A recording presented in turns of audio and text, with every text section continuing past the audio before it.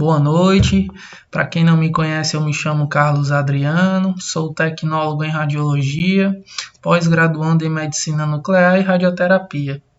Bem, ficarei responsável por ministrar a disciplina de legislação aplicada e ética. É uma disciplina curta, são apenas 7 encontros, tá? No qual nós iremos falar um pouco sobre a história do SUS, um pouquinho da Lei 7.394, certo? Criada em 29 de outubro de 1985. Vamos aí falar um pouco do contexto geopolítico, certo? E aí, de maneira assim bem didática, eu vou trazer um pouco da questão das normativas, como é que, quando o nosso conselho foi criado, qual o objetivo do nosso conselho, vamos falar um pouco da Lei 7.394, como eu falei para vocês, que regulamenta a nossa profissão, que fala sobre questões sobre vencimentos, o salário propriamente dito, fala um pouquinho das atribuições dos técnicos, fala também da questão da carga horária, tentarei fazer um compilado sobre realidade e o que a legislação fala, tá bom? Iremos falar um pouco sobre as normativas que regem a nossa profissão, certo? Pois nós trabalhamos com radiações ionizantes, então há toda uma normativa de proteção onde há órgãos que legislam, certo? Regulamentando essas práticas e fiscalizando e fazendo todo um protocolo no qual nós temos que obedecer. Vai ser abordado também, eu tentarei de forma bem didática falar um pouco para vocês do que cai dessa disciplina em concursos públicos. Irei resolver algumas questões e comentar com vocês para que a gente nunca deixe passar que essas disciplinas elas não são cobradas em concursos e menospreze essa disciplina, tá? A disciplina de legislação ela cai muito na parte teórica dos concursos, certo? E aí está sempre cobrado como pegadinhas, questões de certo ou errada, dentre outras questões que são cobradas, tá? Então estarei aqui sempre disponível para tirar dúvidas, tá bom? E vamos dar seguimento à nossa aula introdutória. Bem, a história do SUS, né? O nosso Sistema Único de Saúde. Todos os brasileiros e brasileiras, desde o nascimento, certo? E aí a gente volta para o contexto histórico de 1988, onde a gente entra no período de pós-ditadura militar. A nossa Constituição é criada, certo? A gente já passa a votar para presidente e tal. Então há todo um aspecto histórico de mudança de cenário, principalmente geopolítico. Então todos os brasileiros e brasileiras, desde o nascimento, têm direito aos serviços de saúde gratuitos. O Sistema Único de Saúde, o SUS, é um dos maiores sistemas públicos de saúde do mundo, sendo o único a garantir assistência integral e completamente gratuita. Só em 2014, para vocês terem noção, foram realizados mais de 4,1 bilhões de procedimentos ambulatoriais e cerca de 1,4 bilhões de consultas médicas através do SUS no país. O SUS foi criado, como eu havia falado para vocês, em 1988 pela Constituição Federal Brasileira, que determina que é dever do Estado garantir a saúde a toda a população brasileira, certo? O seu início se deu nos anos 70 e 80, e a gente pensa, né, desses anos, quase uma década, do quão complexo e perfeito, na teoria, esse sistema é, certo? Claro que na prática a gente observa alguns erros de aplicação, alguns erros da sistemática em si, porém, na teoria, ele é um sistema perfeito. Quando diversos grupos se engajaram, e aí a gente volta para o contexto, certo? Entre 70 e 80, a gente vivia num período de ditadura. Quando esses diversos grupos se engajaram, certo? Cria-se um movimento sanitário, com o objetivo de pensar num sistema público para solucionar os problemas encontrados no atendimento da população. defendendo sempre o direito universal à saúde. Antigamente, e a gente vai estar estudando sobre isso, tinha-se um conceito que a saúde era uma responsabilidade individual e não coletiva. Então, a partir do momento que começou a ter mais questões de epidemias e as doenças infecto-contagiosas começaram a se proliferar de maneira incontrolável, mudou-se esse pensamento e passaram a se pensar que era um dever coletivo, certo? Era um direito coletivo de todos terem direito à saúde. Então, os sanitaristas daquele tempo, eles começaram a ter essa sacada. Certo? Hoje a gente vê um modelo a gente vive numa pandemia, certo? Nós estamos aqui em 2020, já deixando registrado, e a gente vive numa pandemia, a gente sabe o quão é importante o sistema público para o Estado, de fato, para tentar controlar essas pandemias e epidemias, certo? Então, nessa década aqui, havia uma mudança de conceito e de visão sobre a saúde do indivíduo, certo? No qual era um dever do Estado garantir a saúde a todos os cidadãos brasileiros. Já em 1990, quando o Congresso Nacional aprovou a Lei Orgânica de Saúde, que detalha o funcionamento do Sistema Único de Saúde, o SUS, instituiu os preceitos que a gente segue até hoje, certo? São os preceitos que são os princípios e preceitos que regem o Sistema Único de Saúde. A partir deste momento, a população brasileira passa a ter o direito à saúde universal e gratuita, certo? O SUS atende todos os que procuram suas unidades de saúde ou têm necessidade de atendimento em emergência. Desde setembro de 2000, quando foi aprovada a Emenda Constitucional 29, o SUS é administrado de forma triparte, certo? E aí, o que acontece? Em contrapartida, ele vai contar com recursos provenientes do orçamento da União, do Estado e do Distrito Federal, e também dos municípios. Os gestores são responsáveis pela administração desses recursos e a sua implantação e qualidade é dever dos gestores municipais e estaduais. Então, é esse modelo no qual a gente fala de tripartite, certo? No qual há a responsabilidade em partes do governo federal, municipal e estadual de cada estado, certo? Esse orçamento ele vai girar em torno, é claro que a gente vive em orçamentos no quais eles são definidos anualmente, mas ele gira em torno de 101 bilhões de reais, certo? E em seus 27 anos de existência do SUS, o SUS conquistou uma série de avanços para a saúde dos brasileiros, reconhecido internacionalmente. O SUS ele é um programa no qual países de primeiro mundo tentam copiar o seu modelo, certo? O Programa Nacional de Imunização, o PNI, ele é responsável por 98% do mercado de vacinas no país e é um dos destaques, certo? A gente está vendo que em outros países, serviços ambulatoriais de atenção básica são custeados pela própria população. Em contrapartida, no Brasil, o SUS custeia totalmente gratuitamente. Um exemplo, todos aquelas filetas para que se utiliza para verificar a glicemia nos pacientes portadores de diabetes, o SUS fornece gratuitamente. Em contrapartida, nos Estados Unidos, as pessoas compram. É claro que a gente também compra aqui, porém, é oferecido gratuitamente no SUS.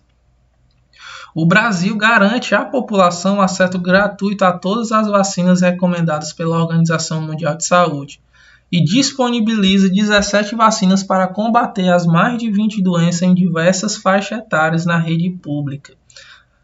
É também no SUS, certo, que ocorre o maior sistema público de transplantes de órgão no mundo, certo? O programa cresceu 63% na última década, saltando de 14.175 procedimentos em 2004 para 23.226 em 2014. Também dá assistência integral e totalmente gratuita para a população de portadores de HIV e doentes de AIDS, doentes renais crônicos e pacientes com câncer, tuberculose e hanseníase. Então a gente vê que o SUS ele em um amplo aspecto, ele fornece a saúde tanto preventiva, tanto curativa, certo? E procedimentos ambulatoriais. A gente vê que o SUS ele é regionalizado e em cada estado, certo? Ele tem a sua administração de acordo com a demanda da população. Então a gente vê que ele se desmembra, certo? E aí a gente está falando um pouco do contexto histórico, mas vale a pena ressaltar que durante todo esse modelo, desde a sua criação até os dias de hoje, ele foi aprimorado, certo? E aí chega as divisões das atenções de primária, secundária, terciária, atenção básica, certo? E esses modelos vão se aprimorando cada vez mais. E aí chega a pergunta, né? Como era o atendimento às pessoas antes do SUS, certo? Então, em 77, certo, existia o INAMPS. Ele era ligado ao Ministério da Previdência Social, ou seja, só tinha assistência à saúde às pessoas que trabalhavam de carteira assinada. Fornecia um atendimento com uma ressalva, somente era atendido à população formada por aqueles que trabalhavam em empregos formais e contribuíam para a Previdência Social. Pessoas que não estavam em empregos formais tinham acesso a serviços de saúde, não tinham acesso a serviços de saúde como a gente tem hoje, aquilo que eu falei, certo? Isso de certa forma era prejudicial, porque imagine que eles lançam a vacina do Covid, certo? E só as pessoas que têm emprego formal é que irão ter direito à vacina em si. Essa pandemia, de forma alguma, ela vai chegar ao seu final, porque imagina o Brasil hoje num cenário no qual existem 13 milhões de desempregados para que esses 13 milhões de pessoas estarem suscetíveis a transmitir o vírus. Então é uma escala muito grande de transmissão, olhando pelo espectro de proliferação da doença em si. Então, não é vantajoso para o Estado, certo? Mesmo que somente uma certa parcela trabalhe de carteira assinada e tenha acesso a essa saúde, a conta nunca iria fechar. Então, a gente vê que é um sistema falido, certo? E que com o decorrer do tempo, ele foi entrando em desuso, certo? Então, por meio do SUS, a gente vê que todos os brasileiros têm acesso gratuitamente à saúde. Para se ter uma ideia, as pessoas desempregadas representavam 7,1% da população economicamente ativa em 84. E aí, segundo dados do IBGE naquele tempo, essa parcela era obrigada a recorrer ao sistema privado ou aos poucos serviços municipais, estaduais e de instituições assistencialistas, como naquele tempo tinha as Santas Casas, a de Misericórdia e os hospitais universitários. O INAMPS dividia os gastos com saúde entre o empregador, o governo e a população. Saúde não era considerada um direito, era considerado um problema individual, aquilo que eu tinha falado para vocês, certo? E a gente entra na questão da coletividade quando o SUS ele é implementado. Já que era de interesse pessoal, como doenças não transmissíveis ou uma perna quebrada, por exemplo, era simplesmente o problema de cada um. Então o SUS vem e desmistifica todos esses conceitos já ultrapassados, certo? E aí a gente vê que até então, na década de 50, a gente tinha um modelo sanitarista, certo? Existiam as campanhas voluntárias com o objetivo de sanear as cidades e, com isso, acabar doenças que eram corriqueiras daquele tempo, que eram doenças que apresentavam alta taxa de mortalidade e que hoje a gente considera simples, certo? Já na década de 60, a gente já vê um atendimento médico previdenciário, certo? No qual o Brasil passa no contexto histórico de começar a questão da sua industrialização, as indústrias começam a fomentar, então há um crescimento dos empregos formais, certo? Então cria-se esse modelo médico-previdenciário, no qual ainda a gente observa que havia uma taxa de desemprego, ou então de pessoas que trabalhavam informalmente, muito grande. Então, em caso de pandemia, era muito prejudicial. Já na década de 50, a gente já vê, e a gente passa a olhar, não tem como fugir, no contexto político no qual o Brasil vivia, em um período de ditadura, o modelo médico-assistencial privatista, né, a gente tinha uma centralização da administração e modelos de ações curativas e preventivas. Porém, esse gargalo em doenças como tuberculose, dentre outras, acabavam que sufocavam a população, e as altas taxas de mortalidade sempre se mantinham altas, porque sempre uma certa parcela da sociedade não tinha direito a ações de prevenção dessas doenças. Já na segunda metade da década de 70, começa a expansão dos movimentos sociais, e aí começa a se ter os movimentos sanitaristas. E eles começam a formular propostas para que atendessem os excluídos, que eram os moradores de ruas, as pessoas de baixa renda, certo? E vale ressaltar que nesse tempo, voltando para o contexto histórico, havia muita questão das pessoas que viviam na miséria, certo? As pessoas que vinham oriundas da seca do Nordeste, que iam para os grandes polos, como São Paulo e Rio de Janeiro, então elas vinham com certas doenças, e aí lá era a peça-chave, né? Era a tampa e a panela para se poder entrar em epidemias, certo? E a proliferação de doenças infectos contagiosas. Então a gente vê que a reforma sanitária, certo? O BISU aí, ela vem, certo? Para universalizar, certo? O direito à saúde. E aí ela vai integralizar as ações e descentralizar a gestão. E o que acontece? Certo? A partir do momento que a gente descentraliza a gestão da saúde e passa a direcionar as responsabilidades para os estados e municípios, como é o modelo atual de hoje, a gente passa, certo, a ter uma visão mais caracterizada de cada estado, porque se a gente parar para perceber, cada estado tem a sua particularidade, tem o seu modo, as suas doenças, as suas, como é que eu posso dizer de uma maneira bem clara, o seu modo de atender a sua população, certo?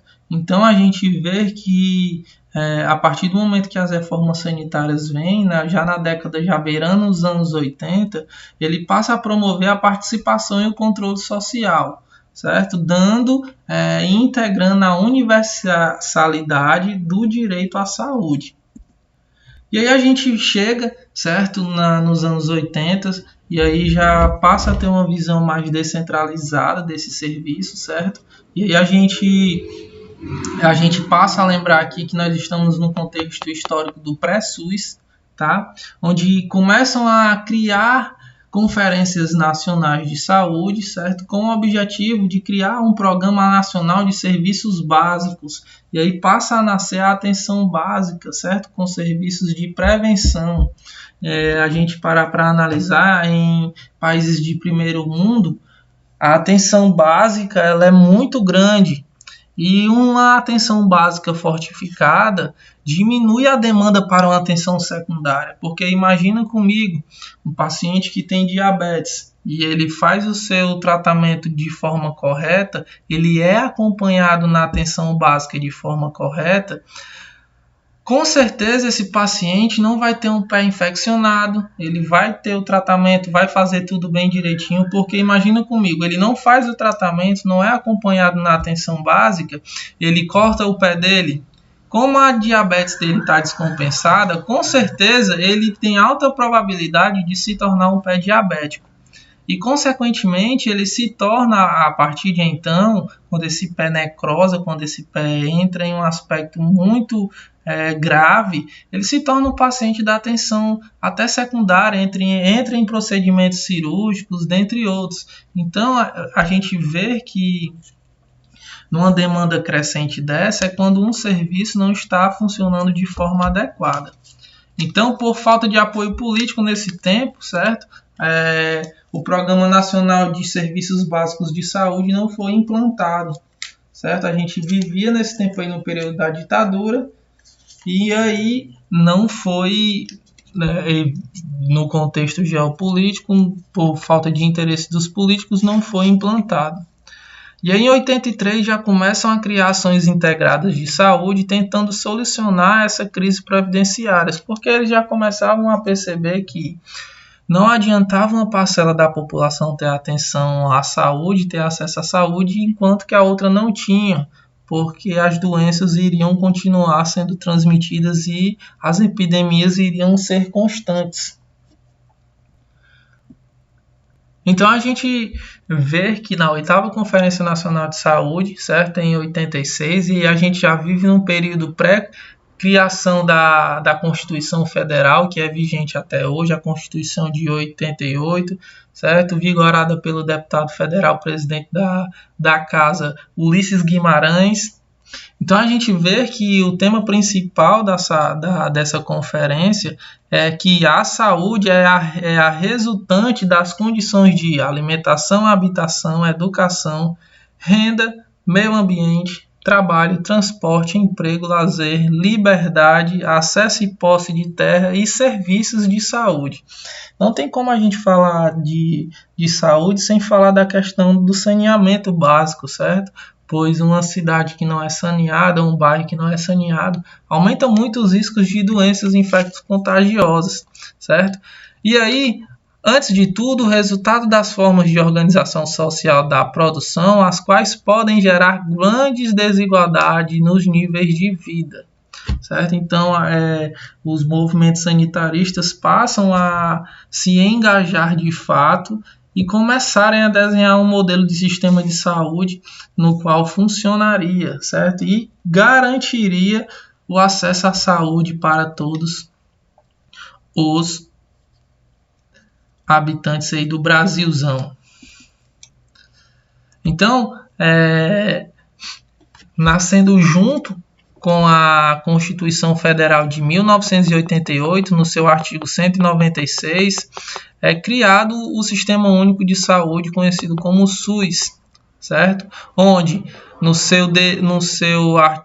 conceito principal, certo? Ele fala que a saúde é direito de todos e dever do Estado, garantido mediante políticas sociais e econômicas que visem a redução dos riscos de doença e de outros agravos, e ao acesso universal e igualitário às ações de serviço para sua promoção, proteção e recuperação. Então, a gente vê que no artigo 196 da Constituição Federal, ele é bem incisivo, onde ele diz que a saúde é um direito de todos e dever do Estado. Então, é dever do Estado garantir a saúde de toda a população brasileira. E aí ele fala do princípio da universalidade, no qual todos têm direito, certo? E ambos têm direito igualitários. E aí essas ações que o Estado tem dever de aplicar não visam, certo? Somente a prevenção, como também a recuperação desses doentes. E aí a gente vê que o SUS tem um objetivo de identificação e divulgação dos fatores condicionantes e determinantes da saúde, certo? E aí a gente vê a questão dos indicadores, onde nos ajudam a potencializar e identificar e potencializar ações de mecanismos para poder tratar os problemas de saúde pública, tá? A formulação de política de saúde destinada a promover nos campos econômico e social o acesso universal e igualitário, ou seja, o cara não adianta, o cara pode ser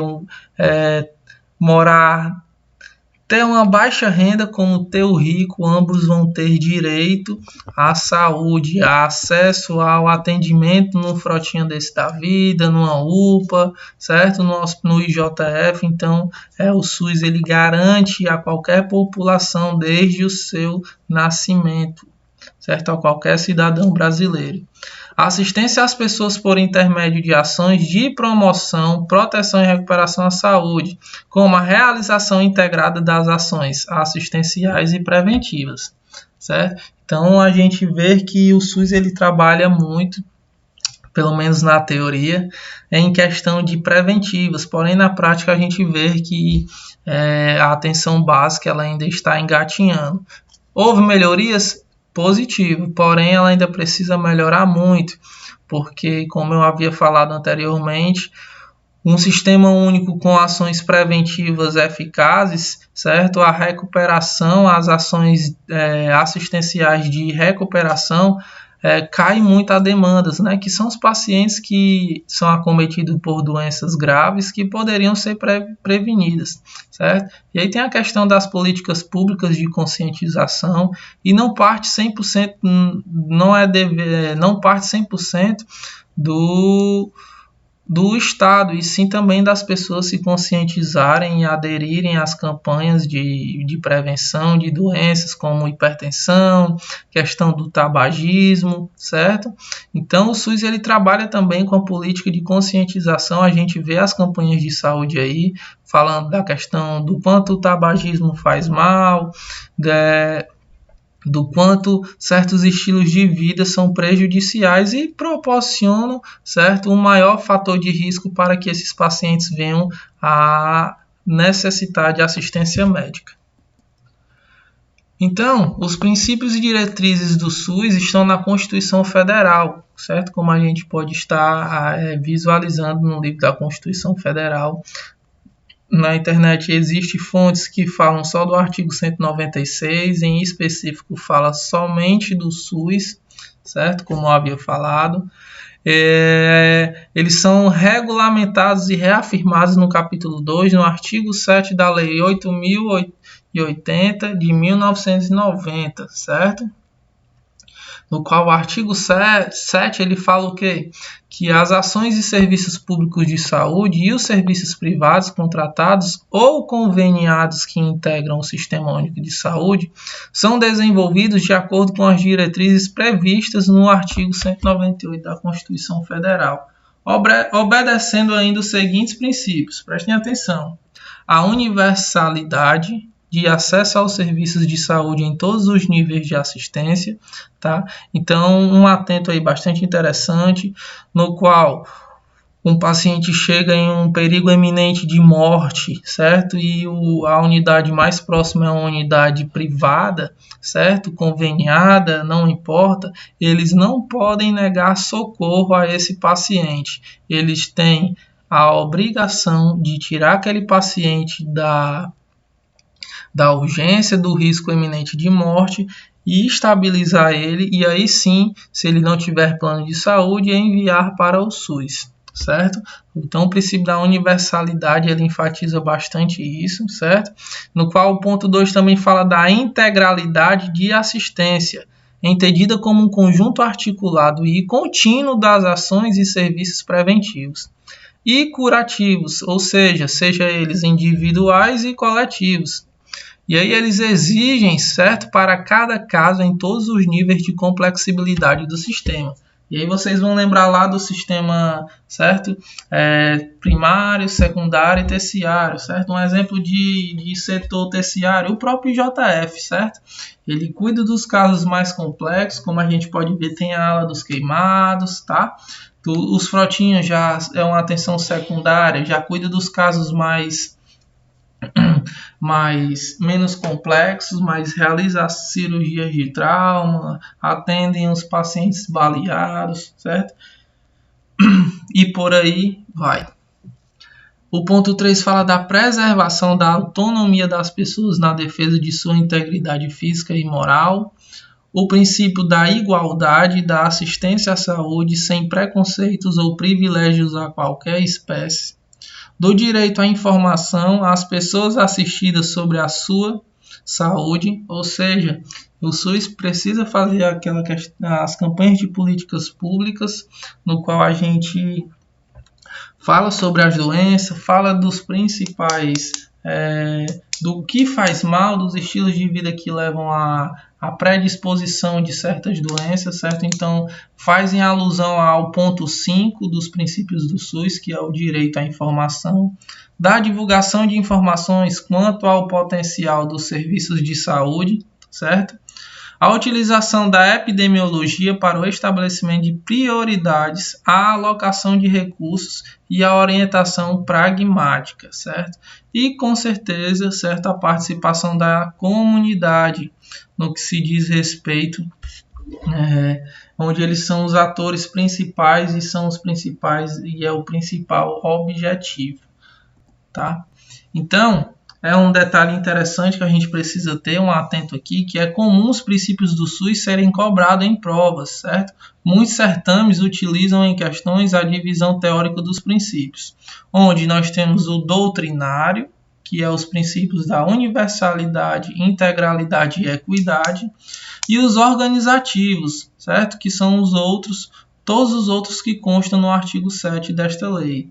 Então, é muito comum cair em questões sobre a universalidade. Um exemplo aqui para ficar mais um pouco para abrir, certo? Ele pode falar que o princípio da universalidade, ele fala a respeito de que todas as pessoas têm acesso aos serviços de saúde, com exceção dos estrangeiros. E aí ele faz uma questão de certo ou errado, e aí estaria errado quando ele fala da universalidade. A partir do momento que o cara entra no nosso país, certo? Ele fica sobre nossa responsabilidade, ele tem direito e é garantido a ele a assistência no Serviço Único de Saúde. Então, essas questões tendem muito a cair, certo? Do artigo 7, vale a pena dar fazer um mapa mental, fazer um estudo mais específico, certo? Então, os princípios doutrinários se dividem na universalidade, equidade e integralidade, enquanto que os organizativos, certo, são todos os outros, e esses princípios organizativos, certo, vão ser aqueles no qual irão organizar e sistematizar o SUS em si, certo? No total são 13 princípios, certo, que vai reger aí o SUS, certo? Princípios e diretrizes.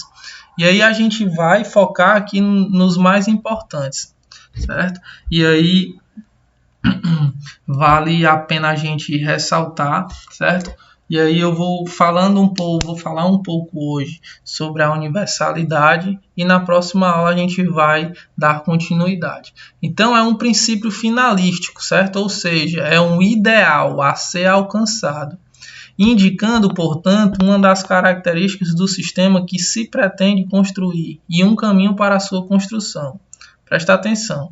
Para que o SUS venha a ser universal, é preciso se desencadear um processo de universalização, ou seja, um processo de extensão de cobertura dos serviços, de modo que venham paulatinamente a se tornar acessíveis a toda a população.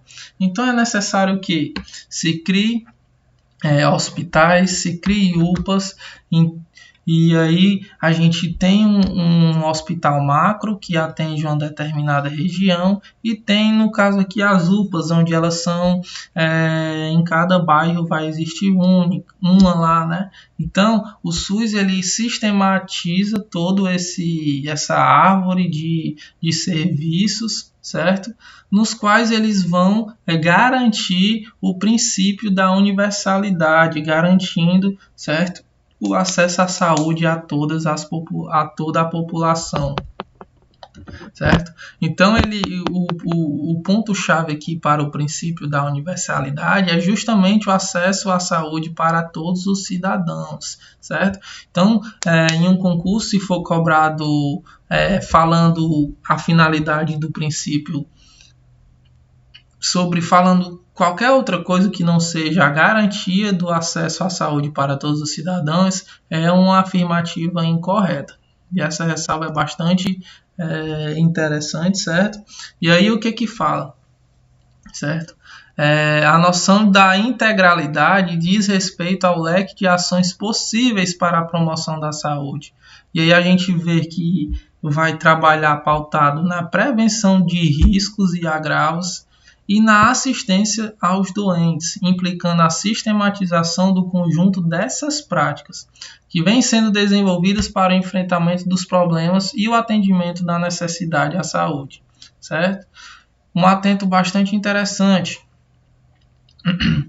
A integralidade ela é um atributo do modelo de atenção, entendendo-se que um modelo de atenção integral à saúde contempla um conjunto de ações que vão visar o quê? Visam a promoção da saúde, a prevenção de riscos e agravos e a assistência à recuperação.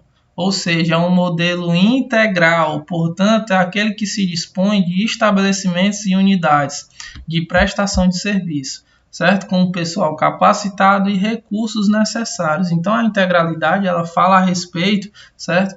Da questão do ambiente que seja favorável e integral a trabalhar sobre a prevenção, certo? E sobre a recuperação dos doentes, garantindo um serviço de qualidade, né, com o pessoal capacitado, com os recursos necessários para que esses pacientes venham a ser assistidos de maneira integral. E aí um exemplo desses recursos é um medicamento, é um fixador que é utilizado numa cirurgia de trauma, certo? São todos os equipamentos que fornecem, certo? Uma qualidade no atendimento, certo? E ajudam o doente a se recuperar ou então até a prevenir, como tem os exames laboratoriais, né?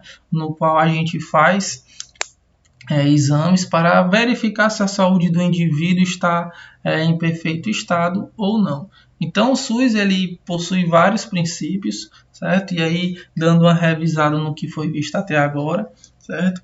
A gente fala um pouco do contexto histórico, do contexto geopolítico desse tempo, fala do INAMPS, fala também de como era esse atendimento do SUS, fala um pouco da criação do SUS, e aí a gente lembra que o SUS nasce, certo, com a Constituição Federal de 1988, onde no seu artigo fala que a saúde é um direito de todos e um dever do Estado. Fala do princípio organizatório e dos princípios que vão reger, certo? Então a gente fala também a priori do primeiro princípio, no qual a gente vai estar vendo aqui, no princípio da universalidade, que é um princípio finalístico, certo? Cuja a gente vê que o SUS ele é regido por dois tipos de princípios, tá? Tanto os doutrinários quanto os organizativos, certo? Então a gente começou a falar da universalidade, tá? Onde a palavra-chave é o acesso para todos os cidadãos. Então a gente vai ficando por aqui na primeira aula, certo? Com o decorrer do tempo a gente vai falar de outros princípios. E aí, a partir da próxima aula, quando a gente sair um pouco do SUS, eu vou deixar uns exercícios de fixação para a gente aí ficar fixando todos os conceitos aprendidos. Ok? Então, fiquem com Deus e até a próxima aula.